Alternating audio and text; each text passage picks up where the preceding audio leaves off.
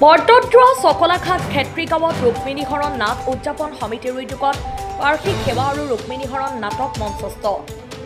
নগাঁও জিলাৰ চকলাঘাট ক্ষেত্ৰীগাঁৱত ৰুক্মিণী হৰণ নাট উদযাপন সমিতিৰ উদ্যোগত দিনজোৰা কাৰ্যসূচীৰে বাৰ্ষিক সেৱাৰ জলআহৰণৰ লগতে নিশা ক্ষেত্ৰীগাঁৱৰ বাচকবনীয়া শিল্পীসকলৰ দ্বাৰা ৰুক্মিণী হৰণ নাটখন মঞ্চায়ন হৈ যায়।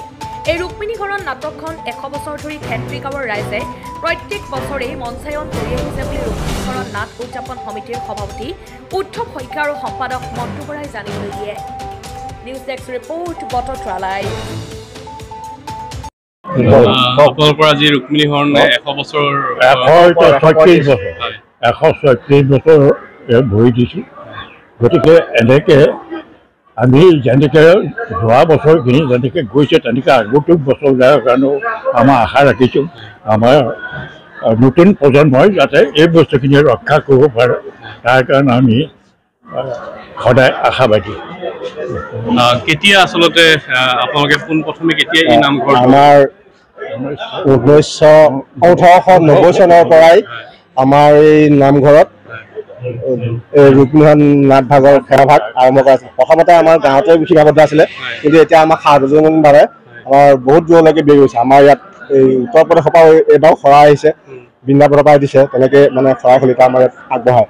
আৰু আমাৰ সেই অনুষ্ঠানভাগিত কিবা মানে তেওঁলোকে পাইছে চাগে, সেইকাৰণে আমাৰো বিশ্বাস মানে আমাৰ এই ইয়াত যদি আমাৰ কোনোবা বেমাৰী মানুহ যদি মৰিবলগীয়া মানুহ যদি থাকে, কিন্তু তেওঁলোকেও এই নাটভাগ যদি আগবঢ়ায় তেওঁলোকে আকৌ 2-3 বছৰ হ'লেও বা 10 বছৰ হ'লেও তেওঁলোক জীয়াই থাকে।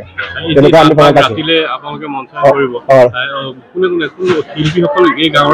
আমাৰ এই গাঁৱৰ আমাৰ খেতি গাঁৱৰে শিল্পীসকল মানে বেছি ডাঙৰ নহয়, আমাৰ কণ ল'ৰা ছোৱালী দ্বাৰা এই নাটভাগ কৰা হয়। আগতে আমাৰ মতা মানুহে কৰিছিলে, কিন্তু আজিকালি মানে আমাৰ কণ ল'ৰা ছোৱালী দিয়া কাৰণে ল'ৰা ছোৱালীৰ ভিতৰতে কৰা হয়। অংকীয়া নাটখন কোনোবাই আগবঢ়াব পাৰে, মানে আগবঢ়াব পাৰে। तुहारी चरणेनु शतकोटि करुह बायके प्रणाम प्रभु। आज এই ৰুক্মিণী হৰণৰ অৰ্থে ইয়াত ৰাইজ ৰুক্মিণী বান্ধৱ যুৱক যুৱতী শিশুসকলৰ সৈতে আয়োজন কৰা হৈছে। এতিয়াই নহয়, পূৰ্বপুৰুষৰ এই নীতি নিয়মেৰে আমাৰ পালন কৰা হয় প্ৰতি বছৰে এই তিথিটো।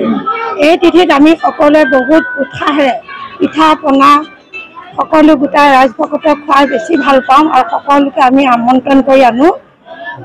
সেই নিমন্ত্ৰণ কৰা সকলোকে আমি সাদৰে নিমন্ত্ৰণ কৰি এবাৰ 136 বছৰ ভৰি দিলে।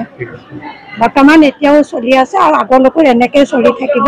সকলোৱে যাতে উৎসাহ দি এই উৎসৱটো আমি শেষ হৈ গ'লেও যাতে জীয়াই ৰাখিব পাৰে তাকে কামনা কৰিছোঁ।